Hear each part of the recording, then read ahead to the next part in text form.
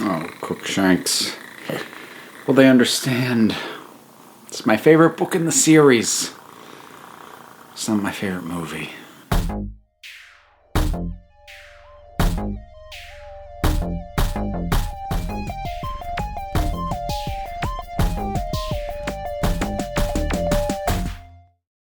Yes, everybody, it's true. The Patreon-sponsored revisit of the Harry Potter films continues as we reach Harry Potter and the Prisoner of Azkaban. It is my favorite book in the series, and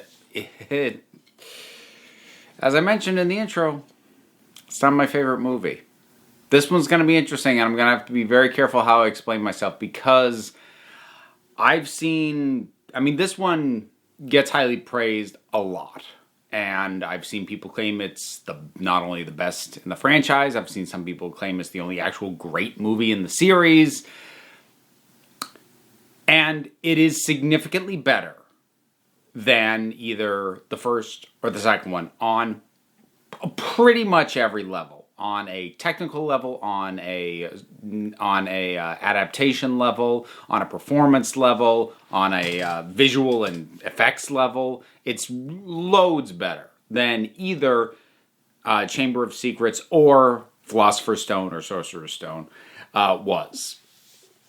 But I still have some notable issues with it. Some of which are not the fault of the film, and there was really no way around. But I'll get to those. Because let's start with what's good about this. Well, we have our first director changeover. And let's be blunt about it. Alfonso Cuarón is a much better filmmaker than Christopher Columbus is.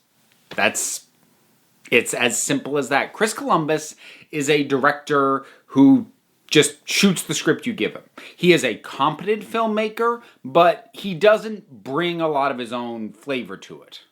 Alfonso Cuarón, on the other hand, definitely brings his own feel, his own flavor. He's doing his own thing. And not just in terms of the visuals. Like, there are things added into this that are completely his idea. The shrunken heads, those aren't in the book. That's just him. And it's those sorts of touches, and the whole feel of it is very different. Whereas the first two films had a very high degree of reverence for the entire Wizarding world, which, honestly, that's not even necessarily a knock against those. It made sense, especially for the stories that were more introducing these. This, it's all much more casual. There isn't this sense of awe around every single thing that's magic. The world feels a little bit dirtier, a little bit grayer, a little bit more lived in. It's less like this magical theme park that Harry goes to, and more like, oh, it's a place where people just live and act, and yeah, they do magic, but like, just going through our day over here. It's a bit, honestly, and I don't know if this will make sense to anybody, it made me think a little bit about the Addams Family in terms of like, yes, all of this is weird, but for these people, it's their normal. So presenting it much more that way, I think, is a nice progression. And we have little touches like the kids wearing normal standard clothes when they aren't in class. And that makes a lot of sense. And again, it adds that more laid-back feel to it. We have Michael Gambon for his first outing as Dumbledore, which, honestly, I'm slightly mixed on. He's not bad, but the sense I get watching this is that both the writer and the director didn't know how Gambon was going to approach this differently from how Richard Harris did it. And I think that's especially true of the writing, because I think of when the students all have to sleep in the Great Hall, and Dumbledore walks through and he's talking with, I believe, Snape, and he stops over Harry and he has this sort of protracted, for in dreams we enter a world that is completely of our imagination. Something. The line feels like it was written for the way Richard Harris played the character, because I can hear, not that Gambon is trying to read it like Richard Harris, but I can hear that little bit being said by Harris much better than it sounds being said by Gambon. And I just feel like they hadn't fully acclimated to the ways in which his Dumbledore was different. And I feel like they had figured that out by his later appearances. Whereas here we're in this weird, slight transitional phase where we have now the new actor playing Dumbledore, but they're still writing it for the old actor, if that makes any sense. And part of the reason I feel confident in sort of saying that it's not quite clicking yet is because it clicks much better in subsequent films. Here it is just slightly off. Not bad, but slightly off. We're in a transitional bit on it there. The kids are great. Like, all the kids are really coming into their own as actors at this point. Tom Felton, honestly, especially, is really finding a good way to continue being the bully jerk that Draco Malfoy is, while also sort of making it feel more like a real person and less like just an absolute archetype. Oh, Potter! You know, with that sneer and everything else, which, again, that's not a knock on his performance in the first two. Those absolutely worked. But here he's able to still accomplish that while feeling slightly more naturalistic and slightly more believable, which is all really good. We've got some really strong new performances in here as well, because we have Gary Oldman coming in as Sirius Black, who's quite good.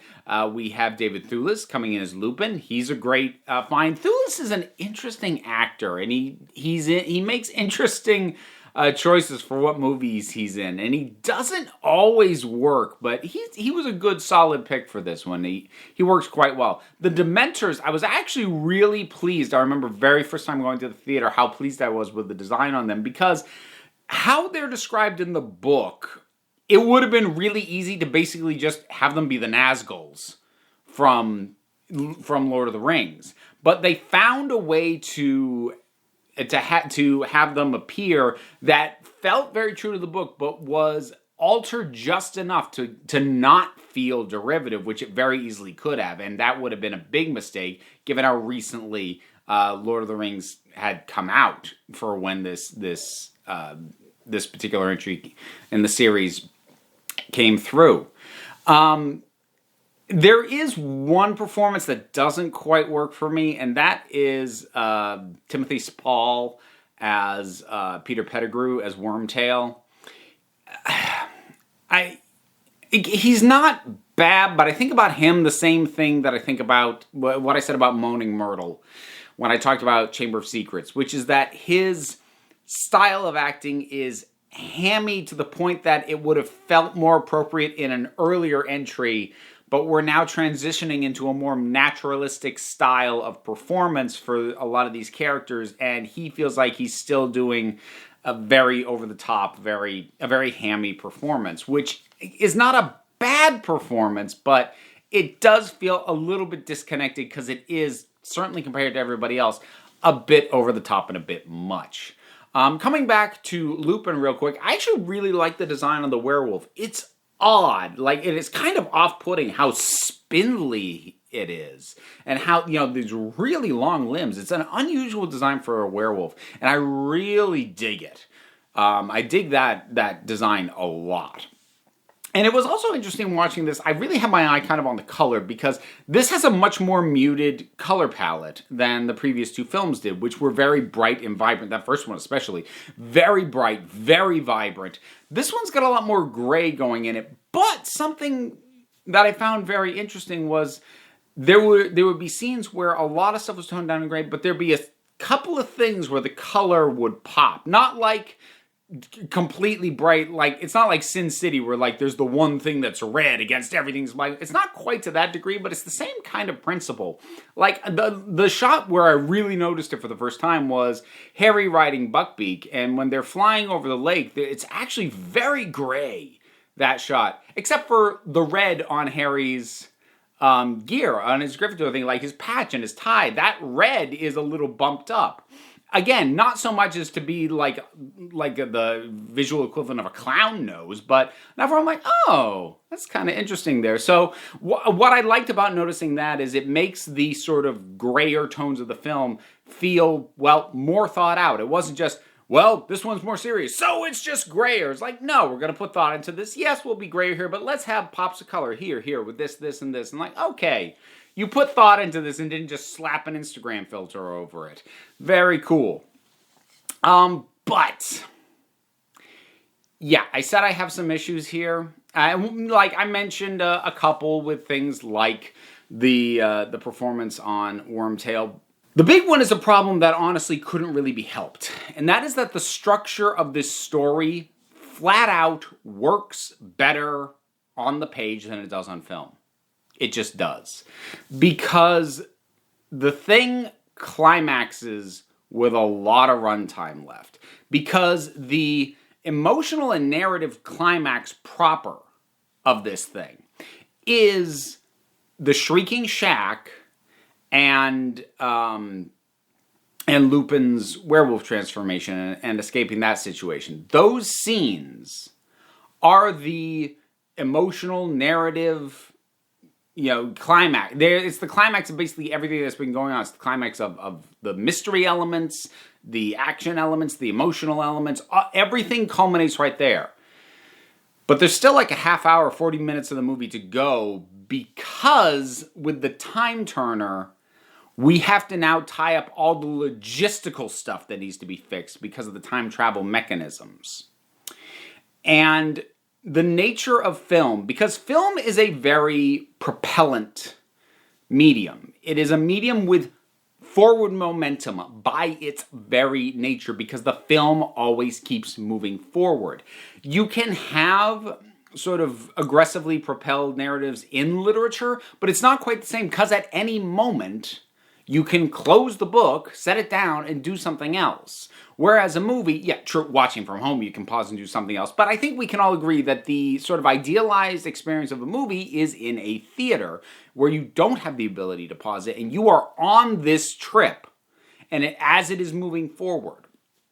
So when the climax of most films happen, the thing then wraps up within 10, 20 minutes tops of when the thing actually finishes. And the times that you find exceptions to that are usually either examples where something didn't quite work or it kind of actually, it's the exception that proves the rule. So like, yes, the post-climax, there's a lot in Return of the King, but that's also wrapping up 3 films worth of stuff, a little bit different. Or it's actually, I think, one of the big problems with Christopher Nolan's film Interstellar. The emotional climax of the film is halfway through, and it never hits that peak again. So I think in general, films, there's a reason most films wrap up fairly quickly after they hit their climax. But this one can't, because it's got so many narrative threads that it has to tie together in order for the thing to make any kind of sense. And that works in the book because the narrative on the page, in print, does not require, and it does not have built in the same forward momentum, must always keep moving forward. So having it slow down and going for a longer stretch after your actual climax, you can get away with in a book that, and it doesn't quite click in a film. Not to say that it means the movie suddenly doesn't work, but it is one of those instances where the differences in the medium actually impact how well the story works. And I think for that reason, primarily, it works much better on the page than it does on the screen. Plus, also, if I'm going to cite one flat-out bungling that the film does, and this isn't just like, oh, this performance a little, how did nobody catch this? They do none of the work needed in order for Harry's belief that he was saved by his father to make any sense at all. Now, obviously, Harry's wrong. He wasn't saved by his father. He was saved by himself, looping back with the time turner. But they cut all of the details that would have it make any sense that he would have ever thought that in the first place. Now, the book has the advantage that we are actually privy to Harry's thought process in a way that we aren't in the movies, because even though it's not first-person narrative, the books are practically from Harry's perspective. We are privy to his thought processes. And so we understand the exact series of things that he sees and thinks that causes him to believe that. But because we don't have access to his thought process, the film failed to lay out the things that caused him to think that, such as establishing A, that his father's Patronus was a stag. I mean, we have the thing, Mooney, Wormtail, Padfoot, and Prongs. The movie does not explain who those are. Does not make it explicit. Does not explain that Harry's dad, James, was Prongs, that he was an animagus, that he had that. I think he was an animagus. It's been a while since I read the book, but at the very minimum, that a stag was his Patronus. And this one, I really can't, every time I go back and rewatch this, I'm like, am I crazy that they blew this? I'm like, no, they really did. And nobody ever calls it out, which I never get. When we see the Dementors shoot away for the first time by the Patronus charm, Harry's seeing it and he thinks this is his dad and he passes out. We don't see the stag that first time. It's just a white glow and a figure. There's no stag. We only see the stag the second time when Harry actually does it for real, which again makes no sense because A, it's inconsistent, it doesn't look the same both times, and B, you needed it to be there. Granted, they failed to establish what the stag meant, but you needed it to be there to have the idea that Harry thought this was his dad make any sense at all. The only thing I can think of that I never see anybody call this movie out for this is that basically everyone I know who's seen this movie has also read the books. So they know what this means, even though they fail to recognize that the film is not built in a way that you could possibly understand exactly what this moment is doing unless you've also read the book, which is really irritating because these films, for the most part, while very good and very faithful adaptations, have been made accessible and they can make sense even if you haven't read the book. But this moment doesn't. It doesn't make sense because they don't explain the things that need to be explained in order to understand why Harry would have ever thought that that was his father. So Harry sounds insane when he says, "I saw my dad saved me." Because we have no reason to understand why he thought that. That drives me absolutely up the wall. And granted, it's one element, it's one scene, but again, it's part of the climax. And it's part of the wrap up after the climax where, again, I talk about the structural issues. Not really a way around that. I don't think anyways. But how? How did it happen, and how does nobody ever get annoyed by this? How am I the only one? I don't know. And also, I'm very sorry, but stopping on a freeze frame of Harry zooming off on a broom is dumb and cheesy and very 90s sitcom. It just is.